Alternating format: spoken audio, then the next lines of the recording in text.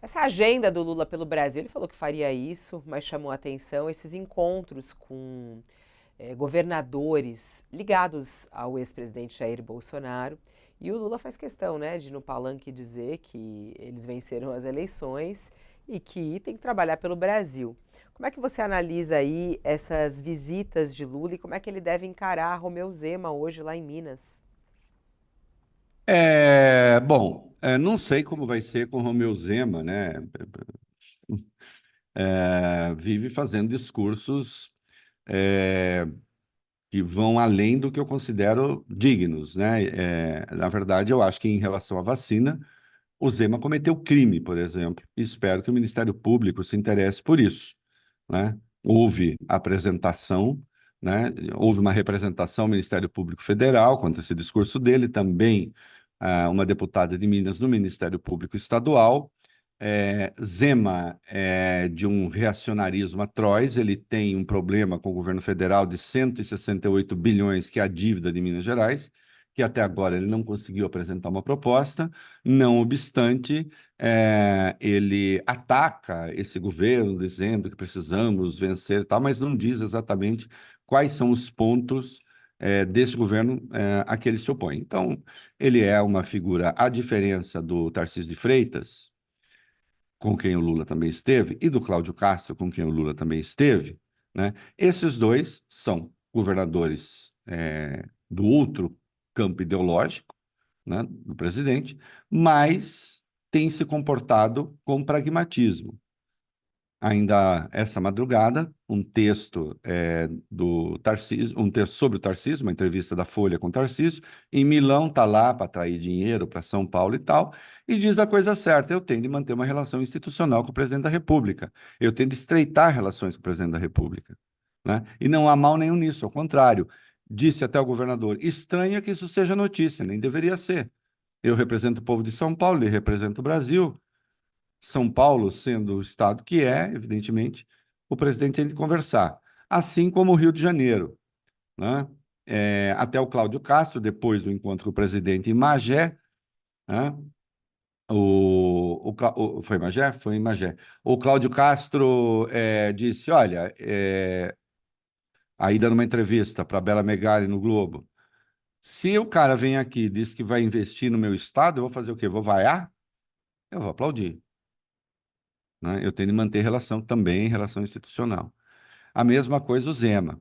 Deveria ser. Agora, o Zema, não, porque o Zema se considera, veja só, todo mundo aponta o Tarcísio como presidenciável. E todo mundo aponta que o Zema acha que é presidenciável. Há uma diferença aí. O único que diz que também acha que é presidenciável é o próprio Zema. Andou declarando que em 2026 ele estará disponível, que ele não pode ficar ausente, seja lá o que isso significa. Agora, o Lula, quando você pega, vamos lá, o Lula São Paulo, Rio e Minas, pela ordem, ele foi no estado com a maior população, aí ele foi para o Rio com a terceira maior população e agora vai para Minas com a segunda maior população. Então, é claro, né, que o Lula, o presidente, tem de circular nessas áreas em que você tem um número enorme de brasileiros. E onde há obras públicas sendo tocadas pelo governo federal, né? No caso de São Paulo, teve ali, tem, né? A mais vistosa é a parceria no túnel Santos Guarujá, né? Agora, há coisas sendo feitas em Minas, no Rio de Janeiro, o presidente foi lá inaugurar dois conjuntos residenciais, acho que em Magé mesmo, dois conjuntos residenciais do Minha Casa Minha Vida, que são do interesse do Rio. Também anunciou a verba para um instituto federal ali. Ah, o Lula já está fazendo campanha. Vem cá, o presidente não deveria fazer isso? Não deveria circular? Não deveria transitar? Não deveria ir a esses estados? Se existem obras do governo federal que estão sendo realizadas aí, o presidente tem de se ausentar, tem de fazer de conta que não acontece? E, claro, ele tem o poder de quem é o incumbente, como se diz, né? Eu adoro essa expressão que os especialistas usam, sobretudo em pesquisa. ele é o incumbente, ele é o presidente da hora, isso lhe confere uma visibilidade natural, né? É provável candidato à reeleição. Então, tudo isso é do jogo. Hum? Como deveria ser do jogo, você ter uma oposição organizada que tivesse claras as razões da sua oposição e que tivesse um norte político, uma visão de mundo plasmada, conformada, consistente, de maneira a disputar o mercado de opiniões e de adesões, etc. Mas aí cabe a pergunta: nós temos essa oposição? Essa oposição existe com essas características? Não. A oposição hoje é encarnada por quem? Por Jair Bolsonaro. E Jair Bolsonaro quer o quê? Além da pauta de costumes, sempre apelando ao ultra-reacionarismo, não há nada. E impede que nomes surjam também, né? Nomes do centro e da direita democrática não aparecem, porque o bolsonarismo fagocitou, né, esse campo ideológico. Para quem não lembra, fagocitose é como os certos protozoários se alimentam, né? Eles envolvem o alimento, assim, né? Envolve e absorve. Né? A ameba, por exemplo. Envolve e absorve. Então, a extrema-direita fagocitou a direita democrática, a direita liberal, e você não vê onde estão essas pessoas. Fabíola, onde estão essas pessoas? Desapareceram? Por que elas não falam? Cadê? Hã? E há o bolsonarismo. E, curiosamente, há um fenômeno em curso. Hoje, quem faz o discurso. Presta atenção. O Lula é um ultramoderado. Falar que o Lula é um presidente de esquerda, ele tem uma origem na esquerda, ele pertence a um partido de esquerda. Falar que faz um governo de esquerda, no sentido de uma pauta esquerdizante, ele tem uma pauta, eu diria, progressista, democrática, né? Mas a esquerda, em modos clássicos, não. Mas, digamos assim, não sendo Lula, vamos para o campo da direita, quem é que está fazendo um discurso razoável? O Tarcísio. Estou falando do ponto de vista ideológico, da convivência, e o próprio Cláudio Castro. E eu tenho reservas ao governo de ambos, mas isso é outra coisa. Mas não estão investindo na crispação ideológica. E o bolsonarismo é só crispação ideológica. Então, é claro que, para o Lula, é melhor um bolsonarismo assim, como o do Bolsonaro. Porque o contraste fica evidente, inclusive, de governança e de quem acena para a paz. Será mesmo que as elites que contam no Brasil gostariam da volta de um governo Bolsonaro, mesmo com todas as prebendas que ele propiciou a certos setores? Será que seria bom para o Brasil, né? Para o ambiente de negócios? Então, não estou antecipando nada, mas assim, hoje, neste dia 7, né, de fevereiro, evidentemente o Lula transita como um pré-candidato à reeleição, queira ou não, no segundo ano de governo. Não se nota nada sendo construído no campo adversário que não seja a política do ódio.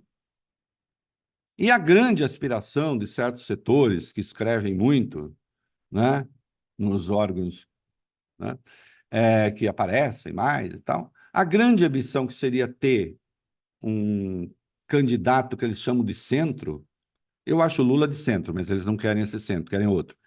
Porque sendo direita, não surge. Não surge porque tem medo do bolsonarismo, porque não enfrenta, porque vai ser atacado. O Tarcísio mesmo, ele deixa claro, nessa entrevista que ele dá à Folha lá de Milão, exalta a parceria com o governo Lula e depois canta as glórias do Bolsonaro. Sabe ao cantar as glórias do Bolsonaro o que ele está dizendo? Eu não sou candidato, gente, à presidência, pode ficar tranquilo.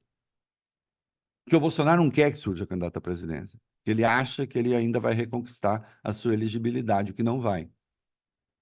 Mas ele também não deixa surgir nada, né?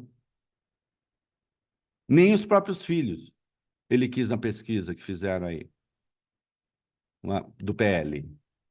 Porque carregando o nome Bolsonaro, de algum modo ele, né, vai que emplaque uma ideia de alternativa e diz, não, porque eu não quero que meus filhos sofram. Bom, aí lá com eles, né? Então, obviamente, essa andança do Lula é um pouco uma andança, sim, de pacificação. Eu acho curioso que haja certas críticas dizendo, o presidente prometeu pacificar, mas não pacifica nada. Não, essas parcerias dele com governadores bolsonaristas ou eleitos na voragem bolsonarista não é um trabalho de pacificação? Queriam o quê? Que ele respondesse aos ataques sistemáticos, dizendo, oh, não, veja bem, devemos perdoar. Ah, mas ele chamou o Bolsonaro, sei lá, num dos palanques aí, de ignorante. E daí? O Bolsonaro diz o quê a respeito do Lula e o bolsonarismo? Entre agora no Twitter, não, agora não, depois. Entra no Twitter e vê o que está lá. Então não tem essa, né? As coisas estão caminhando de um lado, né? E o outro está parado no ódio. Né? Aliás, Ah, diga, diga. não, porque você tocou aí sobre e como o Bolsonaro tem atuado, né? Que a gente puxou esse papo, a nossa conversa começa com a visita do Lula a esses estados. E aí chama a atenção, daqui a pouco Bolsonaro vai estar na praia de São Sebastião, ele tinha um depoimento marcado para hoje na Polícia Federal de São Sebastião para explicar a proximidade dele com uma baleia. Ele num jet ski se aproxima de uma baleia, é investigado em relação a isso, de possibilidade aí de ter cometido um crime ambiental, porque não pode chegar a 100 metros de uma baleia, o que dirá 15 metros, que é o que ele estava com o motor ligado de um jet ski. Enfim, assunto que está sendo investigado, né, pela promotoria e pediu a investigação, a Polícia Federal está investigando isso. O depoimento é marcado para hoje, eles adiaram o depoimento e colocaram o depoimento, ao invés de ser em São Sebastião, aqui para São Paulo, né, na capital paulista. E aí Bolsonaro aproveitou isso para chamar o seu público. Então ele falou: gente, tá me mandando toda hora e todo mundo tá repassando. Eu acabei de ver aqui, a Carla Zambelli colocou: gente, Bolsonaro já tá indo para lá. E aí vai para a beira da praia ali, vai para o mar, na praia, em São Sebastião, e quer conversar com o público dele. É a atuação de Bolsonaro nessa Já é quarta-feira. isso. Enquanto eu já comentamos aqui, né, essa história do inquérito da baleia, com todo respeito à baleia, etc. e tal, eu acho que sim, houve um exagero aí, que só ajuda os caras, né? Porque só ajuda quem faz coisa ruim. Que fica parecendo assim, fica com cara de perseguição e eles sabem usar isso muito bem, e Bolsonaro está usando. Deram a chance de ele usar isso, né? Aí lá em São Sebastião, certamente se reunirão lá pessoas, muitas pessoas, deve ter admiradores. Aí faz um filmete, um corte de alguns, pega ali um quadro que parece que tem milhões de pessoas à beira da praia pedindo a volta dele e pronto. Aí ele diz: quero ver o Lula fazer isso. Bom, certamente isso o Lula não vai fazer, né? É, Então, mas isso também, veja, enquanto você tem, de um lado, um presidente que vai conversar com aliado de Bolsonaro, entre outras coisas, sobre a dívida de Minas, porque o Estado de Minas está quebrado, né? E é importante equacionar ali a questão, né?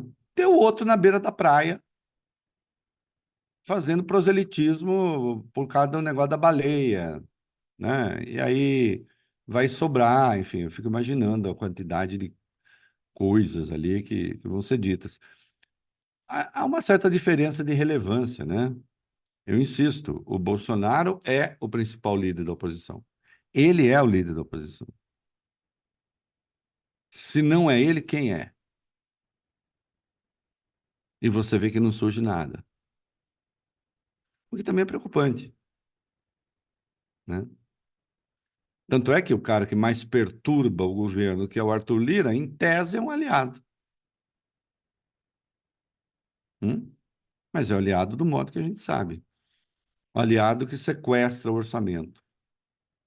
O aliado que quer sequestrar as pautas do governo. O aliado que, ao defender determinadas exonerações, sequestra a receita do governo.